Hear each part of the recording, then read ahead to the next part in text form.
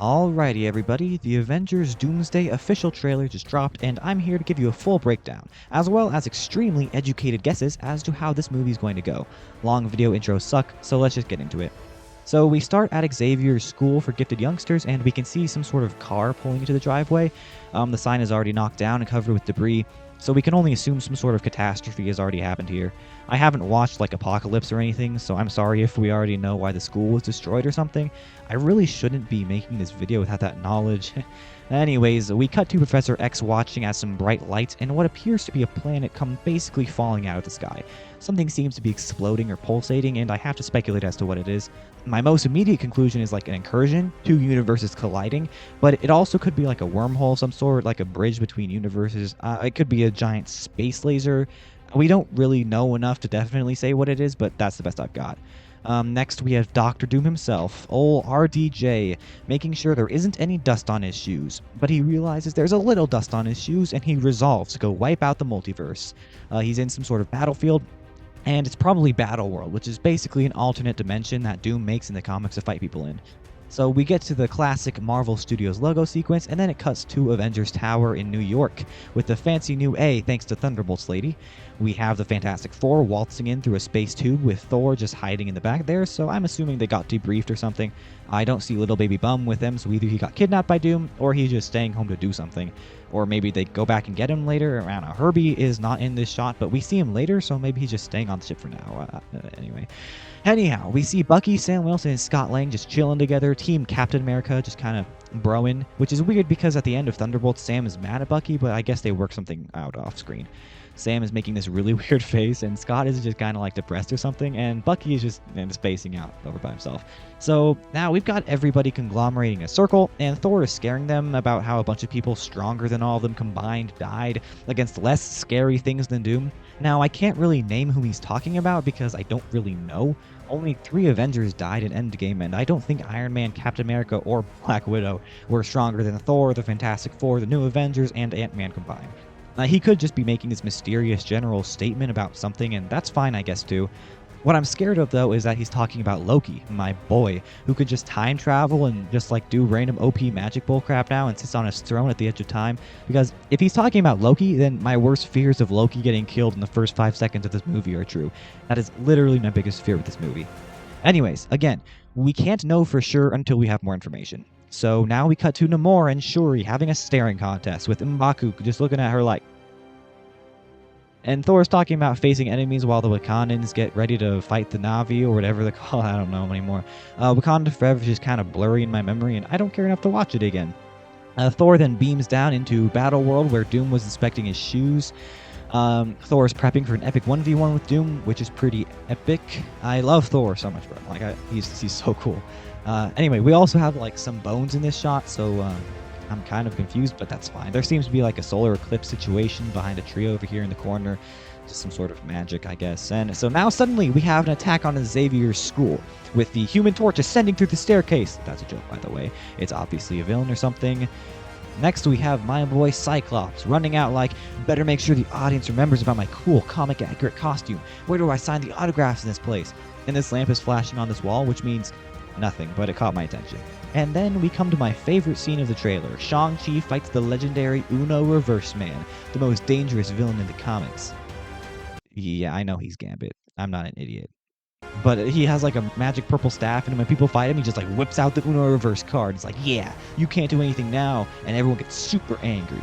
So anyway, this is probably still Xavier's school, right? So we know that some Avengers get the ability to hop universes or something since they're here now. Shang-Chi wasn't in Avengers Tower, but the Fantastic Four are here too, so I guess he comes in later. bro, I cannot with this guy. He just whips out this Uno Reverse card mid-fight and like looks at Shang-Chi. Bro, this is so weird. I'm literally dying. Oh my gosh.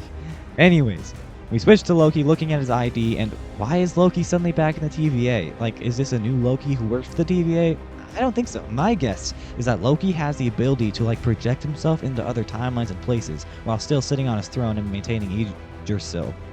Maybe he's like only a spectator though, so he like regrets not being able to go back and see his friends. I mean, this clip does play while we hear Thor talk about how powerful people will sacrifice things. I wish, man. I don't know for sure based on just like this one shot of sad Loki, but that's my bet for this. So now we're back to Shuri walking in a magic techno water shield thingamabob, presumably to go dap up the thing, which M'Baku proceeds to do.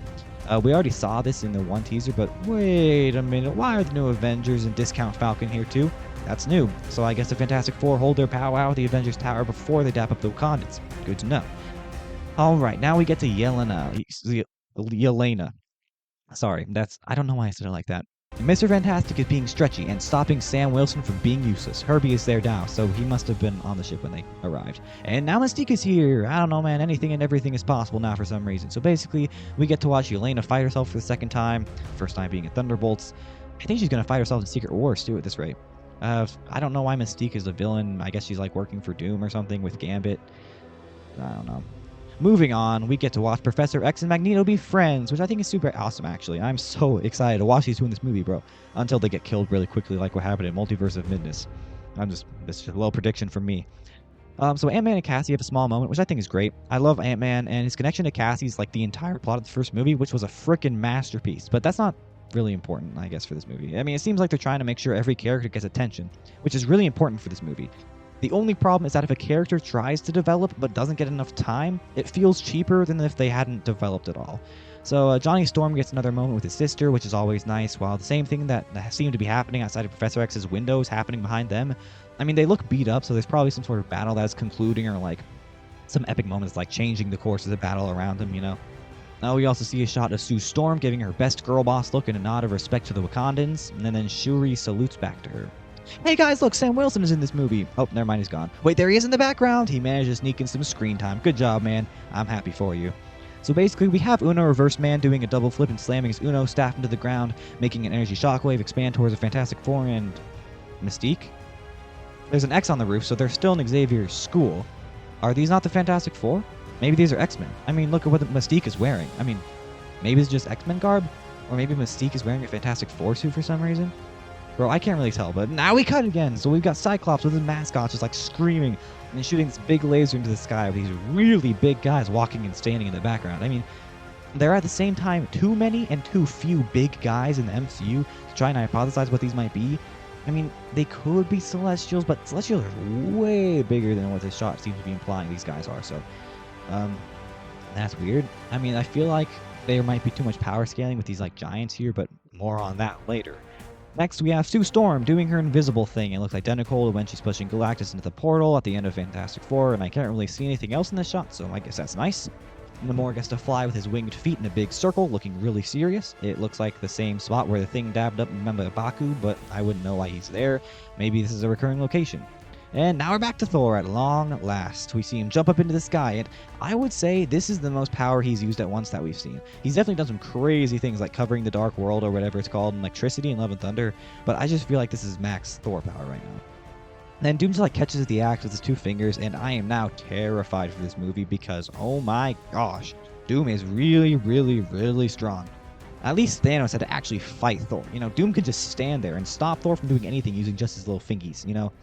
I would say this is a massive power scaling issue because Thor is easily the strongest Avenger in this movie, and if he doesn't even hold a candle to Doom, how the freak are they going to beat him? And no, trailer, thank you for trying, but Captain America is not in fact as powerful as Thor. I'm sorry. And then there's just like this bro chilling in the back, but I'm not even gonna try to figure out who they're supposed to be. So, yeah, that's the trailer. Sorry if you were expecting more out of it, but honestly, that's everything this trailer has to offer us. I mean, it's not anything new, really. Now, I'm going to explain to you what this actually means for the movie itself. You can click off if you want, but I think it's important to get our expectations where they belong. Basically, this trailer is supposed to give us the impression that the whole movie is going to be one big action scene followed by another. Big, emotional beats with characters uniting, arguing, and making huge sacrifices to save the multiverse. Intense battles, desperation and despair around every corner. Intrigue and suspense with mysterious villains and epic action sequences with familiar characters making their first MCU appearances like Gambit. And there's definitely going to be action, emotion, and desperation. However, I think it's important to clarify that no matter what this trailer is trying to tell us, there will still be a large dose of humor, banter, meaningless disagreements, and most likely some sort of MacGuffin that the Avengers need to obtain in order to beat Doom. I mean, why else would they go to the 20th Century Fox first? And also, I am personally expecting there to be not very many action scenes outside of the ones we've already seen. Why the seeming pessimism? Because I've made it my mission to realistically judge trailers rather than getting caught up on what the trailers are trying to tell me about the movie. I'm probably going to make a video about this at some point, but trailers aren't made to describe the movie to you anymore. They are made to get you to watch the movie, even if that means aligning shots and scenes in such a way that it's basically been transformed into an entirely different film. I have been surprised before. I've just been burned one too many times to take this trailer without a grain of salt. What should you take away from this video? If you take away anything, it should be that this trailer basically told us nothing about the movie, except that Doom is probably going to be overpowered and that Uno Reverse Man is the main villain of the story. So I mean, the trailer didn't literally tell us nothing, but it basically told us nothing. Like, we could already have guessed at most of this stuff pretty confidently, and I just think the fact that we didn't really learn anything. We already knew the X-Men were going to be here, we already knew the Avengers were going to team up together to fight Doom, and I don't know, it just feels like we didn't learn anything of importance from this trailer. Yeah. As you probably know by this point, this was my first video. Please consider subscribing, giving my video a like, and dropping a comment down below. I hope to catch you next time. You're watching, don't forget to hook. God bless.